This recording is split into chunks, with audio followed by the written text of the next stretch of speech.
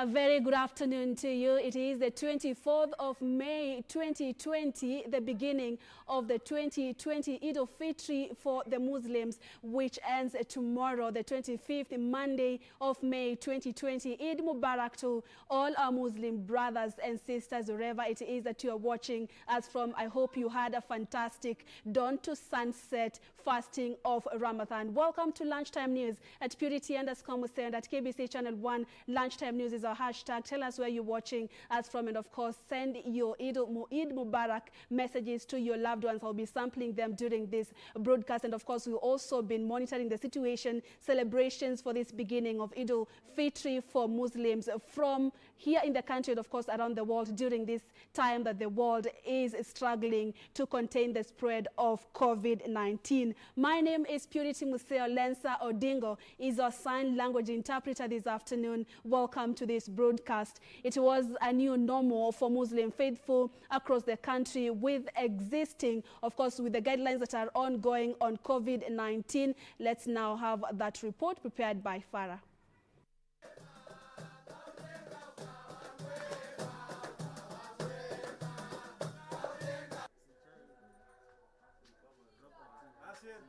Waomba Waislamu wa Kenya na wote wale ambao wanatusikiliza tusherekee hii Idi kimya kimya nyumbani. Tufanye swala nyumbani na family na watoto, na kama kuna zakatul fitri tutoe mapema kabla ya kuswali, kuanzia leo, jana, juzi, wale ambao wameweza kutoa, ama wale ambao hawakuweza kutoa mpaka dakika hii ama kabla ya kuswali kesho pia wafanye hivyo insha Allah. Let's now cross over to Mombasa County and see how celebrations are like. It's a little bit different this year. Good afternoon to you, and kindly tell us, with the ban of social gatherings, I know there are no gatherings happening in different mosques, but you can tell us how the celebrations of the Muslims across the county began these Eid al-Fitr celebrations today.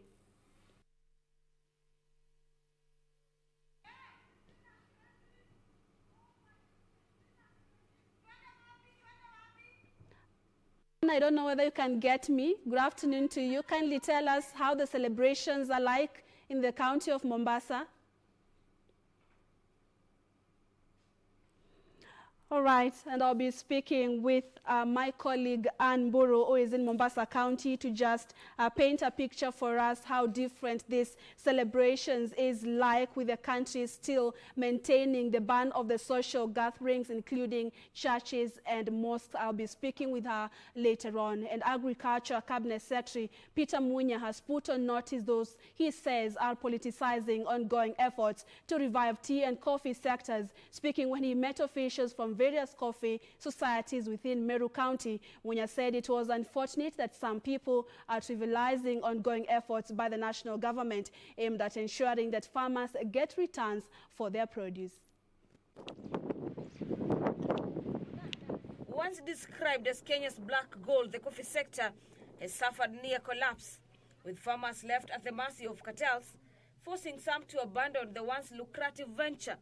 And with the government having pledged to help the sector restore its former glory, Agriculture Cabinet Secretary Peter Munya has lashed out at those he says are against changing the ailing Kenya Planters Cooperative Union, saying it was time for cartels, who have been making a kill at the expense of tea and coffee farmers. According to Munya, the government, through the Ministry of Agriculture, has dedicated 2 billion shillings, funds which will be used to pay farmers after delivering their produce to factories, as they await their dues from the coffee union. Gavana wa Meru kama kuna pesa ya kuongeza kwa cherry advance aongeze. Kama ana tutuletee siasa mingi, atuachie tufanye kazi ile tumetumwa kufanya, na hatuna vita na yeye, mimi sina vita na yeye. Tafadhali umwambie hivyo, sina vita na mtu yeyote, lakini mimi nikiwa kazi lazima nifanye nini? Nifanye. Sasa nipewe nafasi nifanye hiyo kazi. Munya further says his ministry is in the process of reviving and equipping all KPCU coffee mills to enable them mill coffee efficiently and timely. Tunataka kutengeneza ile mill zote zilikuwa za KPCU siwe na teknolojia ya sasa. Tumalize ile inaitwa milling losses, tuweke digital weighing machines na nini, ndio ukijileta kahawa yako inajulikana ni quantity gani, siwe na losses ambayo huwezi kueleza. So ukarabati utafanywa kwa hii mill na hata ile ingine ya Sagana na hata ile ingine ya Dandora.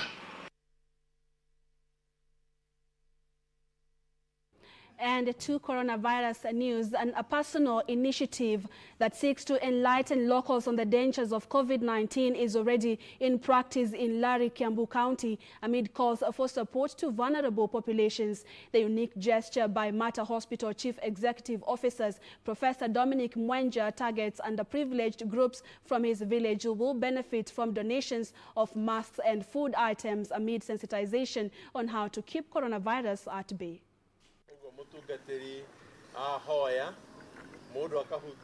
This is Larry in Kiambu County. Some of the locals are here congregating for an exercise with a huge impact on their lives. This is a sensitization program aimed at enlightening them on measures to implement to avoid contracting the deadly COVID-19.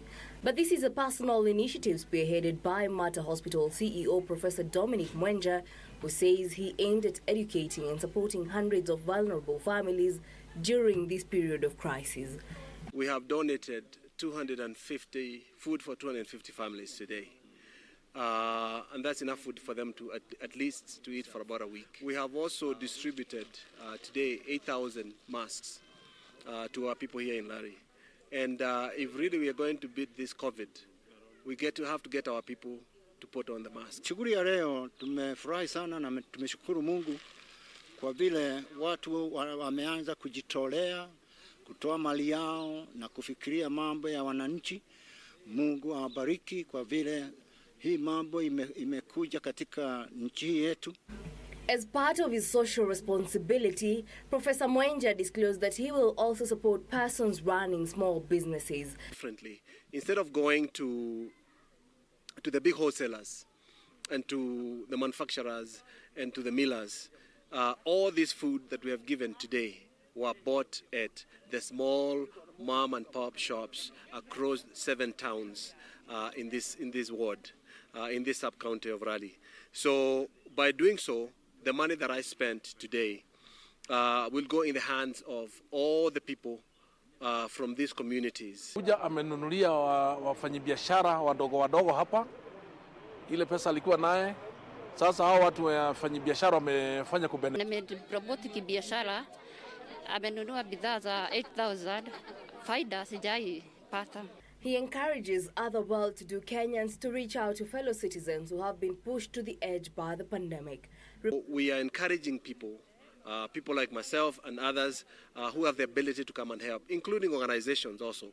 If you're in a position to help and to go to these communities and do, whether you do masks or you do food or whatever it is that you're doing to do to help these communities during this hard time. Reporting for Channel 1 News, I'm Jackie Wambiru.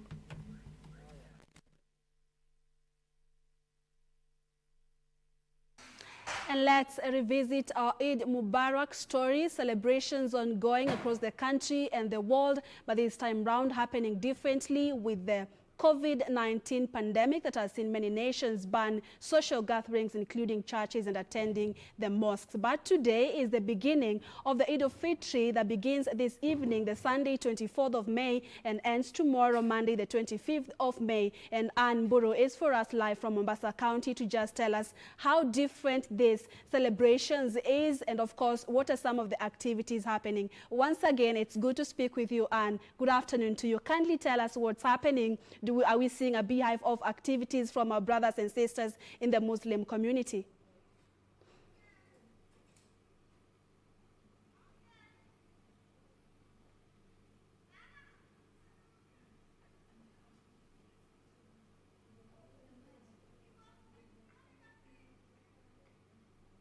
Anne, I don't know whether you can still hear me.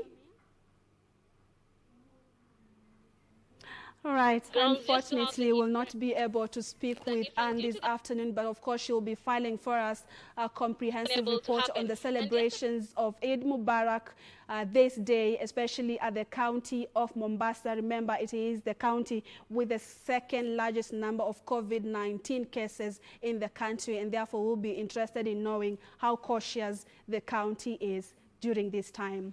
Elsewhere, calls for political sobriety reverberated Sunday, with religious leaders challenging the political class to desist from divisive politics and dedicate their energies towards dealing with the challenges posed by the coronavirus pandemic. Speaking at the Holy Family Minor Basilica during a live Sunday service, Father Dominic Kimengich urged Kenyans to remain united and support one another during trying times.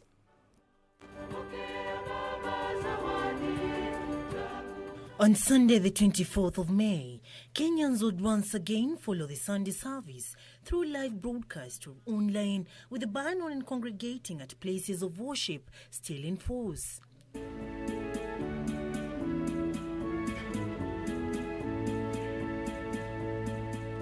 At the Holy Family Minor Basilica, messages of hope and encouragement will take precedence, with a focus on the current COVID-19 pandemic, locust invasions, and the flood's menace. The word of God in Isaiah 41:10 encourages us, saying, "Do not be afraid, for I am with you and I am your God. Let nothing terrify you. I will make you strong and help. I'll protect you and save you." And with the country having witnessed heightened political activities in recent days, the clergy will call on the political class to desist from divisive campaigns and focus on addressing the problems that continue to bedevil the nation. The time that all our leaders should unite to fight the common enemy, that is coronavirus. I come from North Rift, and our people are confused and unable to understand what is really happening to our politicians and the promises they had made. People are still hurt. Bishop Dominic Kimengich questioning the abandoned promises made by the leaders. Please see the good of this country and put aside the political games and the jostling for political positioning regarding 2022 elections. We have a big problem in front of us, and if we don't put all our energies in eradicating COVID-19, there might be no people to rule in the year 2022.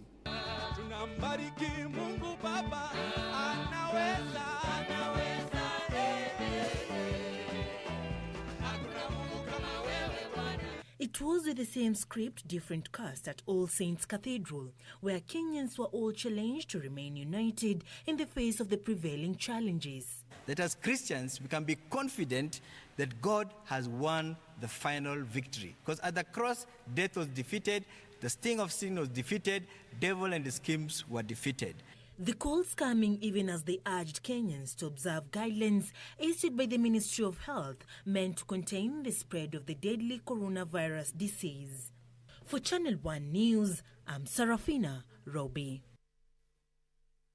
And as the clergy calls for unity during this time, the world is reporting unsettling amount of gender-based violence against the backdrop of the coronavirus pandemic, and with experience indicating that gender-based violence increases during times of emergencies. What should families do to deal with pre-existing social norms, economic and social stress associated with the current pandemic? Take a look.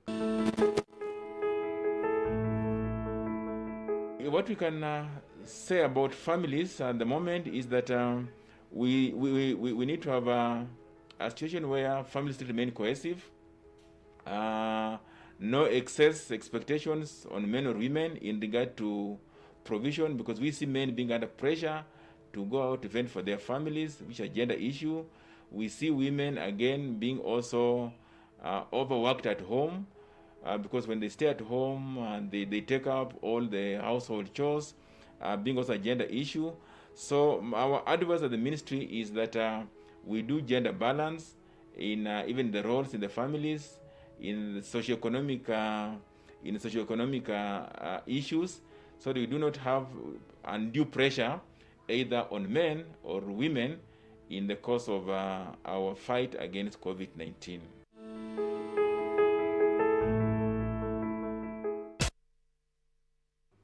Mark the OG with my fam and friends Eid Mubarak, Ali, Abdul, Kawinga, my girls Zuhura and Aisha. And of course, we also have many of you watching. Mwaniki Jones, you're watching from Embu County. And then Korir Weldon watching from Mesondo, Konoin, Bomet County. Live from Kisii, you are saying Cyrus, Benjamin and Sylvanus James watching from Dar es Salaam, Tanzania. Thank you so much for watching Lunchtime News. We now take a short breather. Don't go too far. We still have plenty more to come. Stay with us.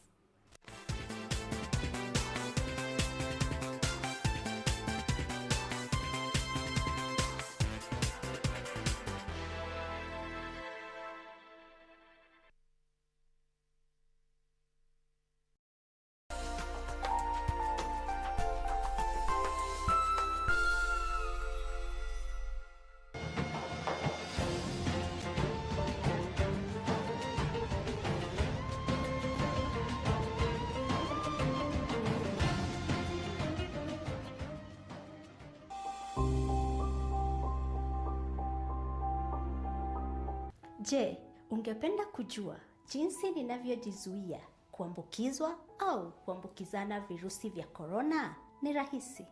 Mwanzo, ninaziendesha shughuli zangu zote za kikazi na hata za kibiashara kutoka papa hapa nyumbani kwangu. Baadaye, ninaitunza mwili wangu vyema kwa kuiweka katika hali iliyo sawa kupitia mazoezi ya mara kwa mara na pia lishe bora.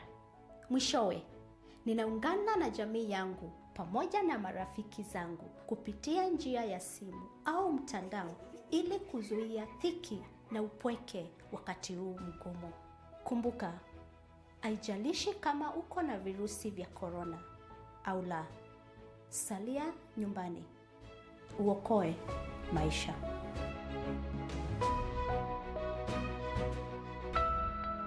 This message has been brought to you by the Government of Kenya and its partners.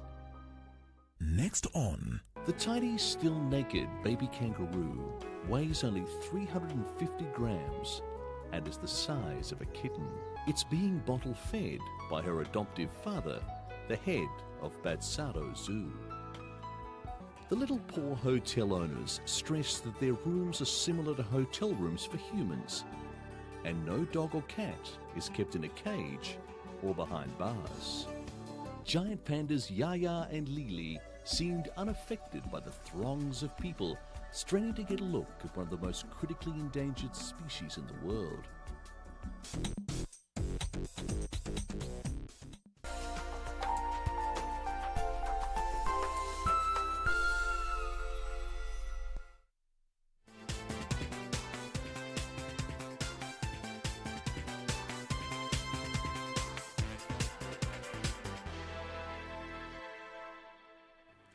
Thank you for staying with us. You're watching Lunchtime News. My name is Purity Museo. The beautiful lady at the bottom of your screen is Lensa Odingo, is our sign language interpreter this afternoon. The government and stakeholders have intensified mitigation efforts as they strive to cushion vulnerable populations from the adverse effects of COVID-19 disease.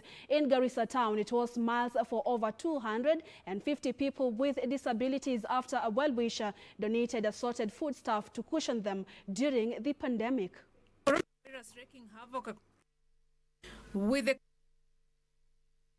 With the coronavirus wreaking havoc across the globe, persons with disabilities continue to suffer the brunt of the pandemic, an obtaining situation that people with disabilities in Garissa want more support. Speaking while receiving food donation from a well-wisher, group's chairperson Ogun Abdi said the group remains vulnerable, calling for concerted efforts to support them during this period of the pandemic. Tunawaambia walemavu wakae nyumbani, wasalie nyumbani na waoshe mkono kila wakati. Na wakitoka nje tunawaomba wafunge mask, kitambaa ya kufunga mdomo ndio wasipate ugonjwa wa coronavirus. Elsewhere, Mombasa Senator Mohamed Faki has launched a door-to-door coronavirus sensitization campaign targeting informal settlements across the coastal town. Faki said awareness levels of the COVID-19 pandemic among the slum dwellers were still very low, noting that the campaign, along with community-based organizations, would bridge the information gaps. He said numerous misconceptions and myths about coronavirus abound in the slums and called for a strong mass educational and awareness campaign. Kama tunavyojua, janga la corona limeingia hapa kwetu zaidi ya miezi miwili na watu wengi wameathirika na wengine wamepoteza maisha. Kwa hivyo leo tukaona iko haja ya kuja kuwahamasisha wananchi kwamba ugonjwa huko na vile vile tuwapatie barakoa ili waweze kujikinga wakati wanapotoka nje kwa shughuli zao za kimaisha. In the meantime, residents of Kashororo village and informal settlements in Juja sub-county have called on Kiambu County government and well-wishers to support them in the wake of COVID-19 pandemic. Most of the villagers are casual workers in quarries and flower farms in the area that have already laid off all workers due to the pandemic. Speaking after receiving 500 face masks and hand-washing units from Jungle Nut Foundation, the starving locals said men at the sprawling village can no longer meet the basic needs of their families, and they urgently need food and water to survive the adverse effects of the contagious virus. Tunaumia sababu ya kazi, tunaumia sababu ya chakula. Sababu hili janga la corona lilipoanza, kazi ambazo tulikuwa tunafanya kwa kampuni zikasimamishwa sababu ya ugonjwa huu. Hata hao customers wa kununua omena hakuna. Kama mtu alikuwa ananunua omena ya 100, sasa ananunua omena ya 30. Sasa omena ya 20 ndio inatakikana. Sasa mimi nimefinyika kabisa na niko na watoto 5. Meanwhile, Ahadi Kenya Trust Chief Executive Officer Stanley Kamau has raised alarm over rising cases of sick people dying at home rather than going to hospital out of fear of contracting the deadly coronavirus disease. He said a sense of dread towards the contagion had crept into the society, so much so that it was scaring sick people away from hospitals, resulting in rising cases of deaths in homes. Speaking at Gashami Chief's Camp in Othaya Town, when he distributed food and other essentials to vulnerable families, Kamau said the situation called for quick interventions in terms of raising awareness on the need for sick people to seek treatment. Hospitals. What I want to appeal to everyone, especially the provincial administration, Nyumba Kumi, local leaders, and anybody else, all the opinion leaders, if you hear of any person who is at home because they are sick, kindly encourage them to go to hospitals. And in the wake of COVID-19 disease, a family with persons living with disability in Kisii South is in dire need for accommodation and food after water started oozing from the floor of their house following heavy rains. This prompted the family to seek shelter for their children at a neighbor's house after their house became inhabitable.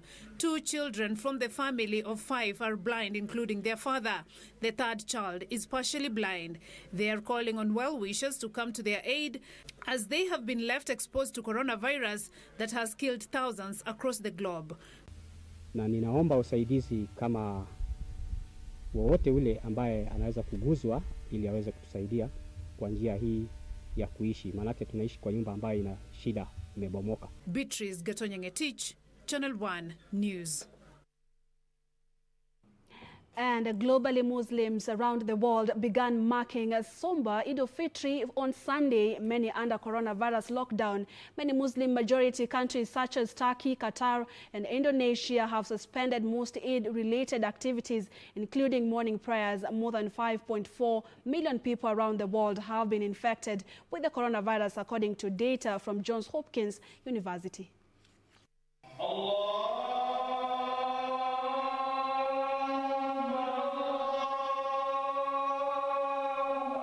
The Eid al-Fitr festival, one of the most important events in the Muslim calendar marking the end of the holy month of Ramadan, is traditionally celebrated with mosque prayers, family feasts and shopping.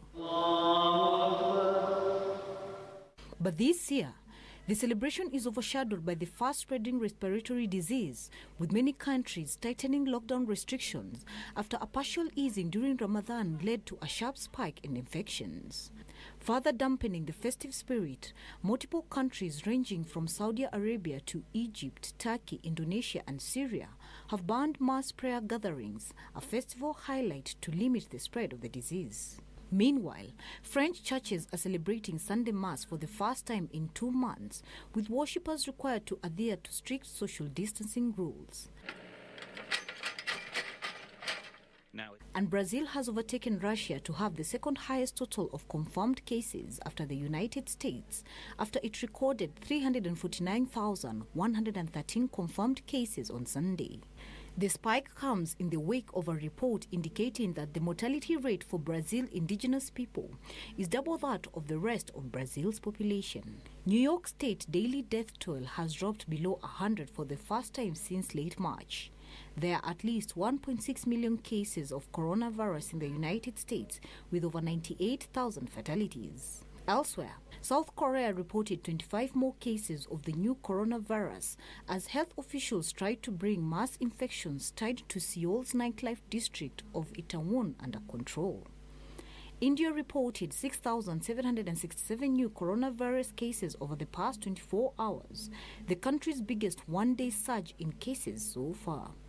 The latest development came as domestic flights resumed in India. In the meantime, Wang Yani, the director of Wuhan Virology Institute, says the institute did not have any knowledge of or encountered the coronavirus that caused the COVID-19 pandemic before December 30th last year, when they received its first clinical sample.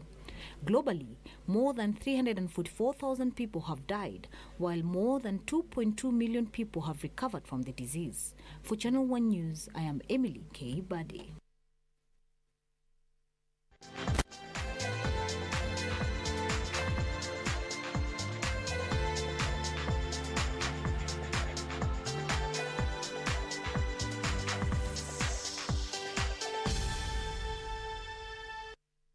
Let's now have a look at some sports. And 2 new cases of coronavirus at 2 separate clubs have been found in the latest round of Premier League tests, taking the overall total to 8. And an unnamed Bournemouth player is one of the 2 new cases to have been found, with the other positive test at a different club which has not been named.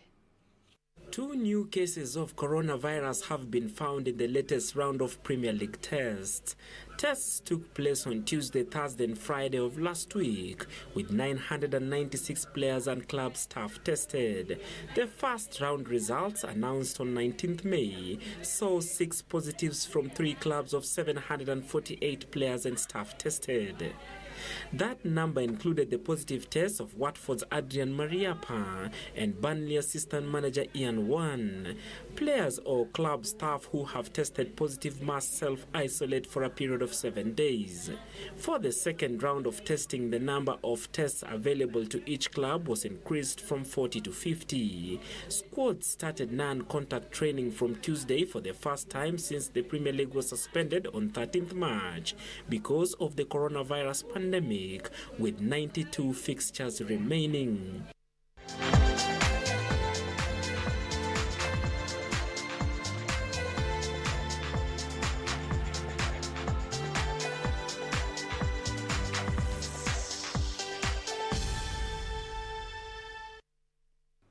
And that's the latest at this hour. Thank you so much for joining us. Let me have a look at some of your feedback before I call it an afternoon. And we have Joash, Masau, Machakos County watching, quarantined. Thank you for watching. Ariro Evelyn, tuned in as usual from Isli. Nice to see you. Thank you. And Maxim Noma, you're watching from Meru County, and that is from our Twitter account and from our Facebook account. We have Side Peter, Malaba community, at a higher risk of getting COVID-19 due to this long-distance truck drivers. We call upon the leadership of the drivers and the 2 countries to speed up the talks. Right. Samuel Kamau, you also tuned in to Lunchtime News. And from Kitengela, Monange Brian, very much humbled hearing from you today, tuned in. Thank you. Eid Mubarak. Thank you so much for watching. And of course, I'll be seeing you again at 9 p.m. And of course, on our discussion tonight, Family Matters, the status of the coronavirus in the country, I'll be speaking with the government spokesperson, retired Colonel Oguna. You do not want to miss that discussion, and also hearing from Mombasa County what the health officials and health workers are going through. You'll also be joining us for that conversation at 9 p.m. for Channel 1 Weekend. For now, my name is Purity Museo. Lensa Odingo has been a sign language interpreter. Eid Mubarak to all our Muslim brothers and sisters. Good afternoon. God bless.